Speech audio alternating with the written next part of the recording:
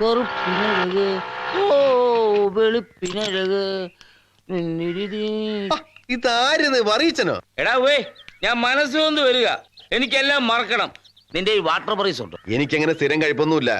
തന്നെയല്ല ഇവിടെ മേടിച്ചു വെക്കുന്ന പതിവ് തീരെയില്ല. ഇത് തൊഴിൽശാലയല്ലേ, സരസ്വതി വിളയാടുന്ന സ്ഥലം. എവിടെ? സരസ്വതി എന്ന് പറഞ്ഞാ ദേവി. എടാ വിവരവും വിദ്യാഭ്യാസം ഉള്ളിടത്താ സരസ്വതി. അവർക്ക് ഇവിടെ എന്ത് കാര്യം? അച്ഛന് എന്ത് പറ്റി? ലോഹ എവിടെ? ലോഹയിലെ വണ്ടിയുടെ പെട്ടിക്കാത്തിരിപ്പുണ്ട്. അതെന്തിനാ ഊരിയ? കത്തോലിക്ക സഭയെ നാറ്റിക്കാണ്ടിരിക്കാൻ. സ്ഥിരമായിട്ട് ഊരിയോ? ടെമ്പറവരി. ചുമ്മാ അച്ഛൻ കെമിക്കൽ അടിച്ചിട്ടുണ്ടോ? കെമിക്കലാ? ഞാൻ ഒരു തെങ്ങും കള്ളു കുടിച്ചു. അതാ ഞാൻ പറഞ്ഞപ്പോ ഒരു ഷാപ്പിലും കള്ളില്ല, മുഴുവൻ കെമിക്കലാ. ഓ അച്ഛൻ ഒറ്റ? അല്ലല്ല, നിന്റെ ശിങ്കടിയും കൂടെ ഉണ്ടായിരുന്നു. അച്ഛോ? എന്നിട്ട് അവനോടെ? അവനെ ശകലം പണിയില്ല. എന്ത് പണി? വാള് പണി. എന്നിട്ട് പണി തീർന്നില്ല. പക്ഷെ എനിക്ക് അതും പാടില്ലല്ലോ, അതാ ഇങ്ങോട്ട് കയറി വന്നത്. ഓ അത് ശരി. 10-11 കിലോമീറ്റർ വണ്ടി ഓടിച്ച് വന്നത് വെള്ളം ഒടിച്ച് വാള് പണിയാ? എടാ പരമപ്പൂ. എടാ മിനിഞ്ഞാത്ത പത്രം കണ്ടപ്പോ അനാശാലയിലെ കുഞ്ഞുങ്ങൾ സന്തോഷത്തോടെ ഓടി എന്റെ അടുത്തോട്ട് വന്നിട്ട് പറയുക, അച്ചോ അച്ചോ ദേ സിനിമാ നടി ജമിനി വണ്ടി ഇടിച്ച് കുഴി കിടക്കുന്നു, നമ്മുടെ ദേവരായനങ്ങളെ രക്ഷപ്പെടുത്തിയത് അങ്കിളിന് ഒത്തിരി കാശ് കിട്ടിക്കാണും, ഞങ്ങൾ ഈ ഗോതമ്പ് ദോശയും ഉണക്കക്കപ്പയും നിന്നും മടുത്തു, ഒരു ബിരിയാണി സദ്യ മേടിച്ചാൽ അങ്കിളിനോട് പറ. അപ്പൊ ഞാൻ പറഞ്ഞു, എന്റെ പൊന്നുമക്കളെ ബിരിയാണി സദ്യ നമുക്ക് വേണ്ട, ഒരാഴ്ചയെങ്കിൽ ഒരാഴ്ച നല്ല നെല്ലുകുത്തിയരുടെ കഞ്ഞി വെച്ച് തരാം, അതിനുള്ള കാശ് അവനോട് ഞാൻ മേടിച്ചോളാമെന്ന്. അങ്ങനെയാണ് പുള്ളിയെ ഓടിപ്പാഞ്ഞ് ഇങ്ങോട്ട് വന്നത്. പക്ഷേ ദേവരാജ ഷാപ്പും പടിക്കൽ എത്തിയപ്പോ അച്ചു എല്ലാ കാര്യം എന്നോട് പറഞ്ഞു. അത് കേട്ട് ഞാൻ തകർന്നു പോയടാ. എടാ അവളോട് കാശ് വേണമെന്ന് പറയാൻ നീ ആരാടാ? മൈസൂർ രാജാവിന്റെ കൊച്ചുമോനോ? വേലക്കൂലി അവർ തന്നു, പിന്നെ എച്ചിച്ച് മേടിക്കാന്ന് പറഞ്ഞാൽ നമുക്കൊക്കെ ഒരു നാണമില്ല. നിനക്ക് നാണം കാണും. 100 വയറ് കറിക്കുന്ന പ്രാരാബ്ധക്കാരനാ ഞാൻ. എടാ ആരാണ് പണിതിട്ട കൊട്ടാരം പോലത്തെ കെട്ടിടം മാത്രമേ ഉള്ളൂ. എനിക്ക് നാണമില്ലടാ. ഞാൻ നാണിച്ചാലേ എന്റെ കൊച്ചുങ്ങൾക്ക് വിശക്കും. എന്റെ കുഞ്ഞുങ്ങളുടെ അരിക്കാച്ചിന് വേണ്ടി ഏത് ചെറ്റത്തരവും ഞാൻ കാണിക്കും. ആരാ ഇവൻ? Sankaran Vanera. Hello mister Devarajan. Hello father Varghese. Hello mister Shankar. Thanks. ഇനി ഇതുപോലത്തെ ആവശ്യം വരുമ്പോ ഞാൻ മദ്രാസിലേക്ക് വരാം. ഇപ്പോൾ നമ്മൾ പരിചയക്കാരായല്ലോ. Card please. So mister Devarajan, ധൈര്യമായിരിക്കേണ്ട സമയമാണിത്. ദൈവം നിങ്ങളെ കൈവിടില്ല. ഓപ്പറേഷൻ വിജയ ഹോസ്പിറ്റലാണെന്നല്ലേ പറഞ്ഞു? അതെ, ഡോക്ടർ ചെറിയാൻ നല്ല ഡോക്ടറാ. പിന്നെ മദ്രാസിലെത്തിയാൽ ഉടനെ വിളിക്കണം. ഏത് സഹായത്തിനും ഞാൻ ഉണ്ടാവും.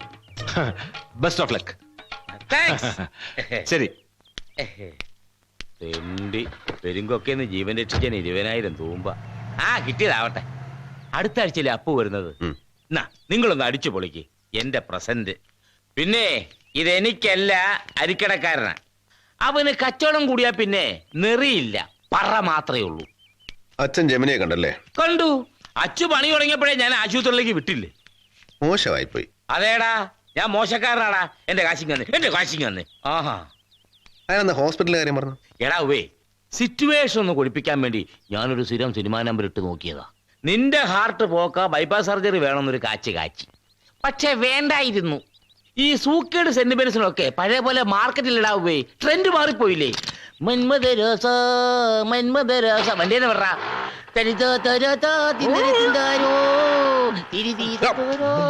ഞാൻ വേണ്ടാന്ന് പറഞ്ഞത് അച്ഛൻ നിർബന്ധിച്ചിട്ടാ.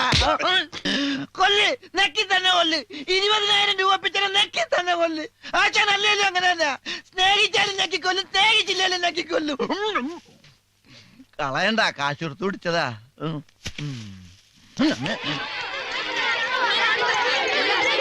എനിക്കൊരു ഗേൾഫ്രണ്ട് വേണമേടാ, എനിക്കൊരു ഗേൾഫ്രണ്ട് വേണമേടാ, ബൈ ബൈ. എനിക്കൊരു ഗേൾഫ്രണ്ട് വേണമേടാ. ഹലോ അപ്പു. ബൈ അമ്മ, സീ യു.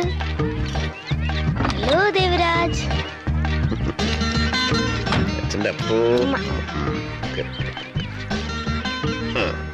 സമ്മർ വെക്കേഷന് 2 ആഴ്ച അച്ഛന്റെ കൂടെ. അതിങ്ങനെ ഫസ്റ്റ് ഡേ വേണമെന്നൊന്നും കോടതി പറഞ്ഞിട്ടില്ല. അല്ലെങ്കിലും അതല്ലല്ലോ മര്യാദ. ഞാൻ പറയാം. വേണ്ട, അപ്പൂന് വെച്ചൊരു സീൻ ഉണ്ടാക്കണ്ട രഘു. അച്ഛനെ മീറ്റ് ചെയ്യാൻ എന്റെ ഒരു ഫ്രണ്ട് വെയിറ്റ് ചെയ്യുന്നുണ്ട്. Deepu and Maria. വിളിക്കട്ടെ? വാ വാ. Meet my father. Hello uncle. ഇവള് ജെമിനിയുടെ വലിയ ഫാനാ. അച്ഛനാണ് ജെമിനിയെ ക്ലിഫ് സേവ് ചെയ്തേന്ന് അറിഞ്ഞ മുതല് ഇവള് അച്ഛനെ കാണാൻ നിൽക്കുക. Thank you uncle. ജെമിനിയെ സേവ് ചെയ്തേന്. Shall I shake hands with you? Thank you, uncle. Okay. പോട്ടെ Appu. Bye, Deepu.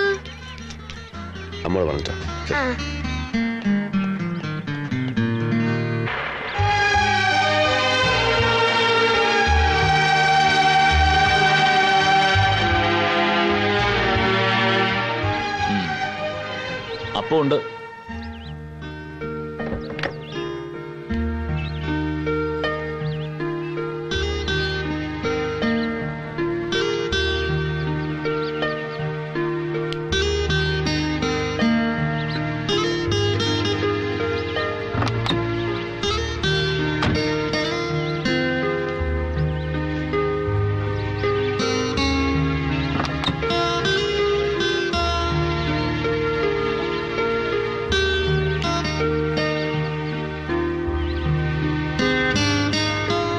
Good morning Appu.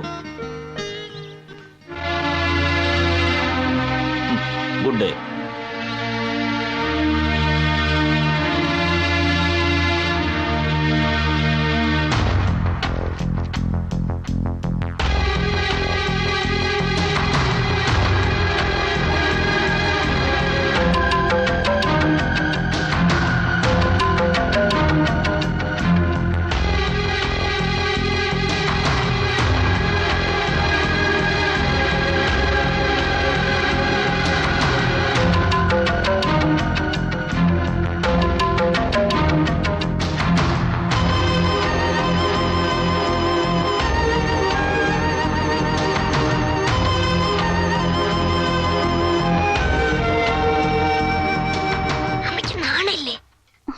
എന്തിനാ ഇങ്ങനെ ഇൻസൾട്ട് ചെയ്യുന്നേ?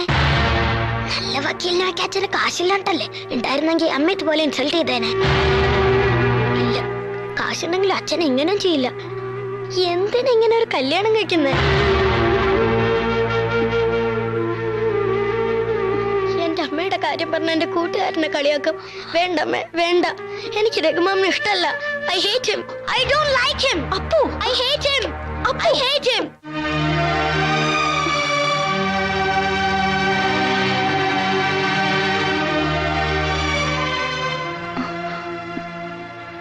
തിരക്കുണ്ടോ?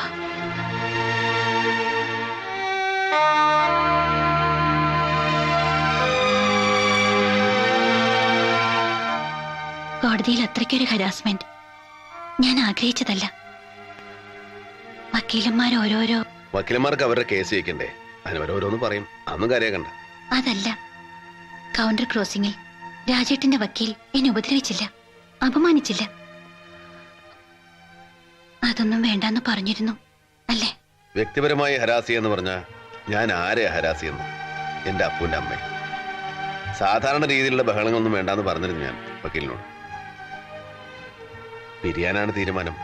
എനിക്ക് പിന്നെ കഴിയുന്നത്ര മുറിയാതെ, മുറിപ്പെടുത്താതെ കോടതിയിൽ വെച്ച് അപ്പു ബഹളം ഉണ്ടാക്കി ഒന്നും കാര്യാക്കണ്ട.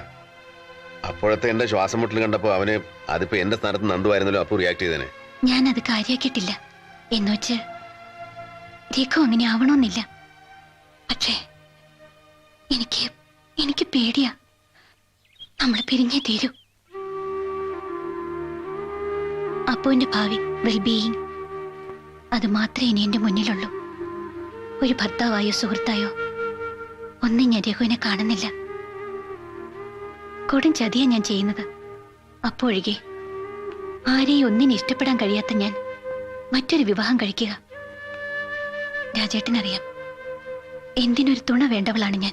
ചില സ്ത്രീകൾ പാതി പറഞ്ഞിട്ട് ബാക്കി പറയാതെ പോയി കളയും. ധൈര്യം കിട്ടില്ല. പക്ഷെ നന്ദു അങ്ങനെയല്ല, പറയും.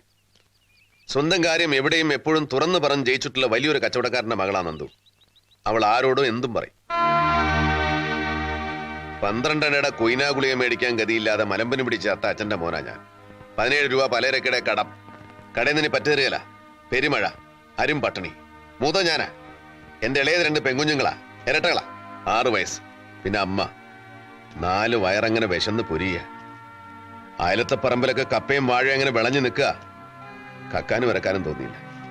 നമുക്ക് ചത്തേക്കാടാ മോനെന്ന് അമ്മ പറഞ്ഞപ്പോ വേണമെന്നോ വേണ്ടതോ ഞാൻ പറഞ്ഞില്ല. കിണറ്റ് കയറുകൊണ്ട് പരസ്പരം കെട്ടിയാ പുഴച്ചാടി. ഒഴുക്കത്ത് കരിമ്പാറിലിടിച്ചപ്പോ കെട്ടഴിഞ്ഞു. കൊച്ചമണിയും കുഞ്ചലക്ഷ്മിയും പെരിയാറ്റിലെ കയറ്റി കിടന്ന് കരഞ്ഞ് കറങ്ങി താണുതാണ് പോയപ്പോ രക്ഷിക്കാനുള്ള കരുത്തില്ല ഞങ്ങളേക്ക്. ഇപ്പം കാണുന്ന ഈ ജാടയൊക്കെ പിന്നീട് ബലം പിടിച്ചുണ്ടാക്കിയതാ. വലിയ വിശേഷമൊന്നുമില്ല. പറയേണ്ട കാര്യം നേരെ മുഖത്ത് നോക്കി പറയാനുള്ള ധൈര്യമില്ല. എങ്ങനെ ഉണ്ടാകാനാ? തച്ചറായി കുഞ്ഞിരാമന്റെ ചോരയല്ലേ. ഇതിന് ഇത്രയൊക്കെയുള്ള കപ്പാസിറ്റിയേ ഉള്ളൂ. പക്ഷേ സ്വന്തം കാര്യം പറയാനേ വിലക്കുറവുള്ളൂ. നന്ദു പറയാമെന്ന് എന്താന്ന് ഞാൻ പറയട്ടെ. അപ്പൂനെ ഞാൻ ഇനി കാണരുത് ഒരിക്കലും. അത് പ്രാക്ടിക്കൽ ആവണമെങ്കിൽ ഞാൻ ഇവിടെ വിട്ടു പോകണം എന്നേക്കുമായി. വേണേ കുറച്ച് കാശും തരും. അത് ഞാൻ ഉദ്ദേശിച്ചില്ല. സന്തോഷം.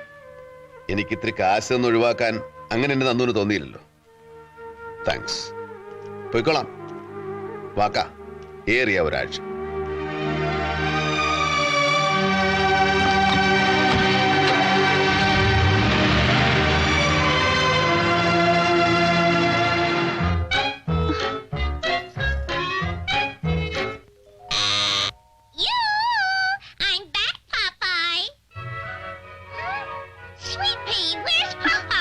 അപ്പോ വോളിയം കുറയ്ക്ക്. Hello, Shankar here. ആരാ? ഉണ്ടല്ലോ. എടാ അപ്പു, നിനക്ക് ഫോൺ. എവിടെ അപ്പു? നന്ദേച്ചിയുടെ മുറിയിലുണ്ടോ? കമ്പറച്ചെറുക്കനോട്. ആരാ വിളിക്കുന്നേ? നിന്റെ അമ്മളാ നായര്. ആരാന്നാ പറയണ്ടേ? അപ്പോ അപ്പു ഇവിടെ നന്ദേച്ചി, ഒരു ഫോണുണ്ട്. അപ്പോ അപ്പു ഇവിടെ ഇല്ലല്ലോ. അവനിവിടെ ഉണ്ടായിരുന്നല്ലോ. തീരെയും വെച്ചിട്ട് ചെക്കനത് എവിടെ പോയി? എടീ, അപ്പു എവിടെയെന്ന്? ഫോൺ എടുക്കണം.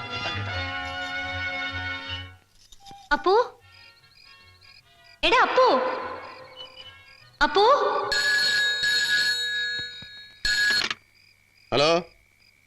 അതെ, എവിടെ? സ്ഥലം മനസ്സിലായി. അരുവ വളവിന് 2 കിലോമീറ്റർ അപ്പുറത്ത്. ഞങ്ങളിതേ പുറപ്പെട്ടു. അരിവാ വളവാണോ? ആ, അപ്പൊ തിരക്കൂട്ടന്നെ പക്ഷേ സംഗതി പോസ്റ്റ്മോർട്ടം കേസാ.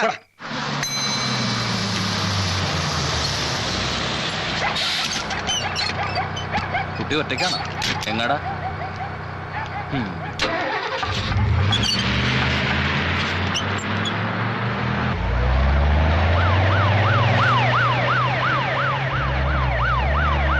ഓ, പോലീസ്. ഹൈവേ പെട്രോളായിരിക്കും. മിനിമം 200 നെറ്റിമ പൊറിക്ക പക്ഷേ. കേറി വാ മക്കളെ, കേറി വാ. ഇറന്ന് തിന്നണവനെ തുറന്നിരുന്ന പാർട്ടിയാ. വണ്ടി നിർത്തണം.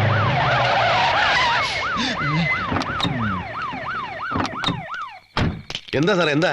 അപ്പു എവിടാടാ? അപ്പോ ദേവരാജ, വേഷം കെട്ട് വേണ്ട. നിന്റെ മകൻ അപ്പു. അവൻ എവിടാന്നാ ചോദിച്ചത്? കേറി നോക്കടോ. സാറേ, എന്റെ മോൻ എന്നാ പറ്റിയെന്നാ പറഞ്ഞേ? അവൻ എവിടെ പോയി? അങ്ങോട്ട് നോക്കടോ.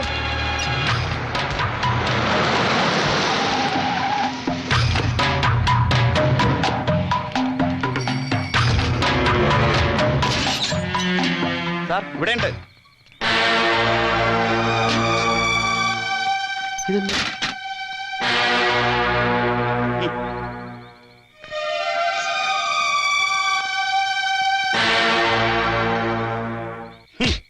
സാറേ, അതെന്റെ മോനാ.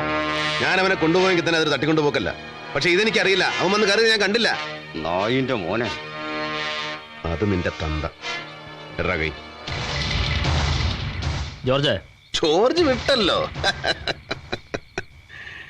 ഇതേ എന്റെ കുടുംബകാര്യ. ഇതിനിടെ കയറി മെഴുകാറുണ്ടല്ലോ. മറ്റേ മോനെ കൊന്നുകളോ ഞാൻ.